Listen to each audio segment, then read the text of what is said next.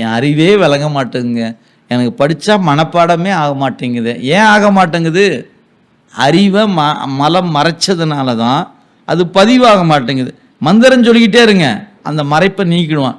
நீங்கள் 60 வயதுக்கு பிறகு கூட மனப்பாடம் பண்ண முடியுங்க, மறந்துடாதீங்க. அது உலகியல் இருக்கிறவனுக்கு வேணால் அது பொருந்தும். இளமையில் கற்றாத்தான் உண்டு, முதுமையில் கற்றா மனப்பாடம்.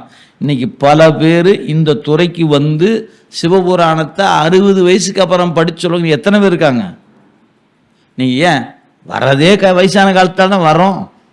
இளமையாக இருக்கும் போதா வந்துருந்தான் இல்லையே, வந்ததே வயசான பிறகு தான் வரோம். இப்போ பாட்டு கேட்டு கேட்டு கேட்டு கேட்டு மனப்படாகி போச்சு. இப்போ என்னால் படிக்க முடியலையா? செல்ஃபோன் வச்சுக்குங்க, இதுலேயே சைவம்.org இருக்குது. 276 தளத்துக்கான பாட்டு பதிவு பண்ணி வச்சுருக்குறாங்க. ஒரு தளம் முடிச்சுன்னா ஒரு ஆன் பண்ணுங்க, பாட்டு பாடிக்கிட்டே கேட்டுக்கிட்டே இருங்களேன். கேளுங்க கேளுங்க. ஏன்னா எஃப்எம் தான் கேட்கணுமா என்ன? ஏன் திருமுறையை கேளுங்க கேளுங்க கேட்டுக்கிட்டே இருங்கன்னா வேலை முடிவு வச்சு கேளுங்க. அதுவும் சாதனை தான்.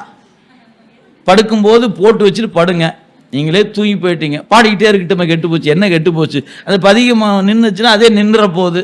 ஒருவேளை நின்றுச்சுன்னு தோணுச்சுன்னா அடுத்த பதிவு போட்டு படுங்க.